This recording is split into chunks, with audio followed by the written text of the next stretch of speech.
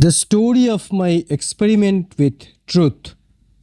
মহাত্মা গান্ধীর আত্মজীবনী, আত্মকথা অথবা সত্যের প্রয়োগ। পর্ব 23, নারায়ণ হেমচন্দ্র। ইতিমধ্যে নারায়ণ হেমচন্দ্র বিলাতে আসিলেন। লেখক বলিয়া তাহার নাম আমি শুনিয়াছিলাম। তাহাকে আমি ন্যাশনাল ইন্ডিয়ান অ্যাসোসিয়েশনের মিস ম্যানিংয়ের ওখানে দেখিলাম। মিস ম্যানিং জানিতেন যে আমি লোকের সাথে মিশিতে জানি না। আমি তাহার ওখানে যাইতাম, চুপ করিয়া বসিয়া থাকিতাম, কেহ কিছু বলিলে তবে কথা বলিতাম। তিনি নারায়ণ হেমচন্দ্রের সহিত আমার পরিচয় করাইয়া দিলেন। তাহার পোশাক ছিল বিচিত্র। পরনে একটা বেঢপ পাতলুন, গায়ে একটা কোঁচকানো ময়লা ব্রাউন রঙের কোট, নেকটাই কলার ছিল না। কোটটা পার্সি কোটের মতো, কিন্তু তাহার গড়ন ঠিক ছিল না। মাথায় থোপা দেওয়া উলের টুপি ছিল। তিনি লম্বা দাড়ি রাখিতেন। তাহার আকৃতি ছিল পাতলা বেঁটে ধরনের। মুখে বসন্তের দাগ, মুখ গোলপানা, নাক না ছুঁচলো না মোটা, দাড়ির উপর হাত বুলাইতেন। সকল সম্ভ্রান্ত সমাজেই নারায়ণ হেমচন্দ্রকে অদ্ভুত বেমানান লাগিত এবং তাহার উপর চোখ পড়িতই। আপনার নাম আমি খুব শুনিয়াছি, আপনার কিছু লেখাও পড়িয়াছি। আপনি কি আমাদের ওখানে যাইবেন? নারায়ণ হেমচন্দ্রের স্বর একটু কর্কশ ছিল। তিনি হাসি মুখে জবাব দিলেন, আপনি কোথায় থাকেন? স্টোর স্ট্রিটে। তা হইলে তো আমি আপনাদের পাড়াতেই থাকি। আমায় ইংরাজি শিখিতে হইবে, আপনি কি শিখাইতে পারিবেন? আমি জবাব দিলাম, আপনাকে যদি কোনো সাহায্য করিতে পারি তবে সুখী হইব। আমার দ্বারা যতটুকু পরিশ্রম হইতে পারে তাহা করিব। আপনি বলেন তো আপনার ওখানেই যাইব? না না, আমি আপনার কাছে যাইব। আমার একখানা অনুবাদ পাঠমালা আছে, তাহাও সঙ্গে লইব। আমরা সময় স্থির করিলাম। শীঘ্রই আমাদের মধ্যে খুব সৌহার্দ্য জন্মিল। নারায়ণ হেমচন্দ্র আদৌ ব্যাকরণ জানিতেন না। ঘোড়াকে বলেন ক্রিয়াপদ আর দৌড়নোকে বলেন বিশেষ্য। এই প্রকার কৌতুকাবহ ব্যাপার আমার কত মনে আছে। কিন্তু নারায়ণ হেমচন্দ্র দমিবার লোক ছিলেন না। আমার অল্প ব্যাকরণ জ্ঞান তাহার বিশেষ কিছু কাজে আসিত না। ব্যাকরণ না জানার জন্য তাহার কোনো লজ্জাও ছিল না। আমি আপনার মতো স্কুলে পড়ি নাই।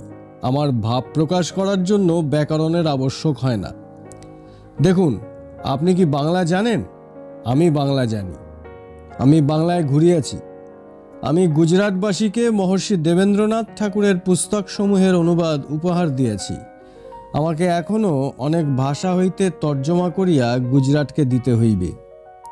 তর্জমায় আমি শব্দার্থ গ্রাহ্যই করি না, ভাবার্থ দিই, তাহাতেই আমার সন্তোষ। আরও বেশি যদি দিতে হয় তবে পরে যিনি বেশি জ্ঞান লইয়া আসিবেন তিনিই না হয় দিবেন। আমি ব্যাকরণ না শিখিয়াই মারাঠি জানি, হিন্দি জানি, এখন ইংরাজি জানিতে আরম্ভ করিয়াছি। আমার চাই শব্দ সম্ভার। আপনি জানেন না, কেবল ইংরাজি শিখিয়াই আমার সন্তোষ নাই। আমাকে ফ্রান্সেও যাইতে হইবে এবং ফরাসি ভাষাও শিখিতে হইবে। আমি শুনিয়াছি ফরাসি ভাষায় বিস্তীর্ণ সাহিত্য আছে। যদি সম্ভব হয় তবে জার্মানিতেও যাইব এবং জার্মান ভাষাও শিখিয়া লইব। এইভাবে নারায়ণ হেমচন্দ্রের বাক্য প্রবাহ চলিতে লাগিল। ভাষা জানিতে আর তেমনি ভ্রমণ করিতে তাহার লোভের অন্ত ছিল না। তাহা হইলে আপনি তো আমেরিকাতেও যাইবেন? নিশ্চয়। নূতন দুনিয়া না দেখিয়া কি আমি ফিরিব নাকি? কিন্তু আপনার কাছে এত বেশি পয়সা কোথায়? আমার পয়সার দরকারটা কি? আমার কি আপনার মতো ফিটফাট থাকিতে হয়? কত সামান্য আহার আর নিতান্ত প্রয়োজন মতো পোশাক হইলেই আমার চলিয়া যায়। আমার পুস্তক হইতে কিছু পাই, বন্ধু বান্ধবেরাও কিছু দেয়, তাহাতেই যথেষ্ট হইয়া যায়। আমি সকল সময় তৃতীয় শ্রেণীতেই ভ্রমণ করি। আমেরিকাতেও ডেকে যাইব। নারায়ণ হেমচন্দ্রের সাদা সিধা ধরন তাহার নিজস্ব ছিল। তাহার সরলতাও উহার অনুরূপ ছিল। মনের ভিতর অভিমানের নামগন্ধও ছিল না। কেবল লেখক হিসাবে নিজের শক্তি সম্বন্ধে তাহার একটা বড় রকমের ধারণা ছিল। আমাদের রোজ সাক্ষাৎ হইত। আমাদের মধ্যে বিচার ও আচারের সাদৃশ্য ছিল। উভয়েই নিরামিষাহারী ছিলাম। দুপুরে অনেক সময় একত্র খাইতাম। সেই সময়ের কথা যখন আমি 17 সিলিংয়ে সপ্তাহ চালাইতাম এবং নিজে রান্না করিয়া খাইতাম। কখনো বা আমি তাহার কামরায় যাইতাম, কখনো বা তিনি আমার কামরায় আসিতেন। আমি ইংরেজি ঢঙে রান্না করিতাম, তাহার দেশি ঢঙের রান্না ছাড়া তৃপ্তি হইত না। ডাল তো চাই। আমি গাজর ইত্যাদি দিয়া স্যুপ রাঁধিতাম, তাহাতে আমার প্রতি তাহার দয়া হইত।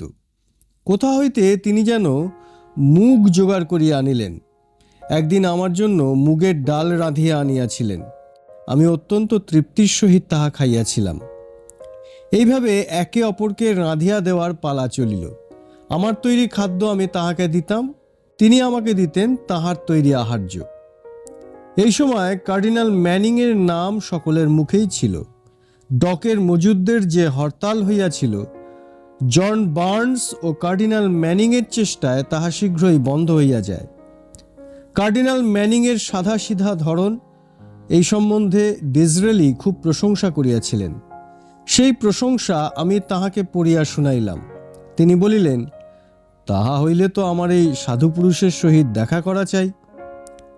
তিনি তো মস্ত বড় লোক, আপনি কেমন করিয়া দেখা করিবেন? কেমন করিয়া দেখা করিতে হইবে তাহা আমি জানি। আপনাকে আমার নাম দিয়া একখানি চিঠি লিখিয়া দিতে হইবে। আমি যে লেখক এ পরিচয়ও দিতে হইবে।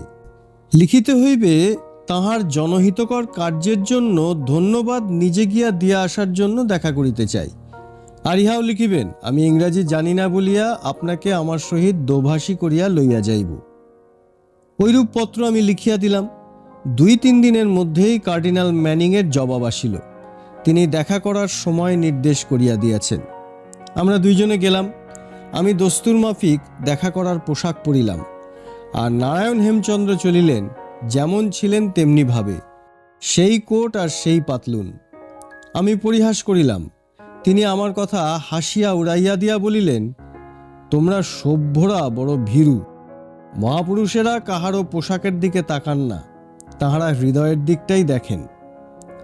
আমরা কার্ডিনালের মহলে প্রবেশ করিলাম। বাড়িটা রাজবাড়ির মতো। আমরা বসামাত্রই এক দীর্ঘদেহী শীর্ণ বৃদ্ধ প্রবেশ করিলেন।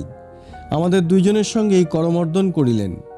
নারায়ণ হেমচন্দ্র তাহাকে অভিনন্দন জানাইয়া বলিলেন, আপনার বেশি সময় আমি লইব না। আমি আপনার কথা বহু শুনিয়াছি। আপনি ধর্মঘটিদের জন্য যাহা করিয়াছেন তাহার জন্য আপনাকে ধন্যবাদ জ্ঞাপন করা আমি আমার কর্তব্য বলিয়া মনে করি। দুনিয়ার সাধু পুরুষ দর্শন করা আমার একটি ব্রত, এবং আমি আপনাকে দেখিতে আসিয়া সেই ব্রতই পালন করিয়াছি, আর সেই জন্যই আপনাকে আমি এই কষ্ট দিলাম। এই কথাগুলি আমার তর্জমা। নারায়ণ হেমচন্দ্র উহা গুজরাটি ভাষায় বলিয়া দিলেন। আপনি আসাতে সন্তুষ্ট হইলাম। আমি আশা করি এখানে থাকা আপনার পক্ষে অসুবিধাজনক হইবে না, এবং আপনি এখানকার লোকের সহিত পরিচয় করিয়া লইতে পারিবেন। ঈশ্বর আপনার মঙ্গল করুন। এই কটা কথা বলিয়া কার্ডিনাল আমাদের নিকট হইতে বিদায় গ্রহণ করিলেন। একবার নারায়ণ হেমচন্দ্র ধুতি ও শার্ট পরিয়া আমার ওখানে আসেন। আমাদের গৃহকর্ত্রী দরজা খুলিয়াই ভীত হইয়া দৌড়াইয়া আমার কাছে আসিলেন। আমি যে বাড়ি বদলাইয়া থাকি তাহা তো পাঠক জানেন। এই গৃহস্বামিনীটি নারায়ণ হেমচন্দ্রকে পূর্বে দেখেন নাই। তিনি বলিলেন, একটা পাগলের মতো লোক তোমার সঙ্গে দেখা করিতে চায়।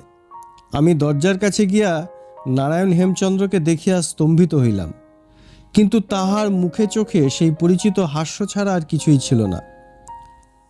রাস্তার ছোকরারা আপনার পিছু লাগে নাই? তিনি জবাব দিলেন, আমার পিছনে ছুটিতে ছিল, কিন্তু আমি গ্রাহ্য না করায় শান্ত হইয়া ফিরিয়া গিয়াছে। নারায়ণ হেমচন্দ্র কয়েক মাস বিলাতে থাকিয়া প্যারিসে যান।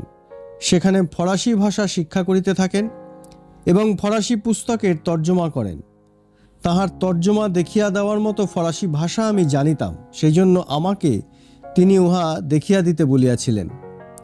তিনি যাহা লিখিয়াছিলেন তাহা তর্জমা বলা যায় না, ভাবার্থ মাত্র। অবশেষে তিনি তাহার আমেরিকা যাওয়ার সংকল্পও পূর্ণ করেন। বহু কষ্টে তিনি ডেক অথবা তৃতীয় শ্রেণীর টিকিট কিনিতে পারিয়াছিলেন। আমেরিকাতে ধুতি শার্ট পরিয়া বাহির হওয়ার জন্য অশোভন পোশাক পরিধান অপরাধে তাহাকে গ্রেপ্তার করা হয়। আমার যতদূর স্মরণ হয়, পরে তিনি মুক্তি পাইয়াছিলেন।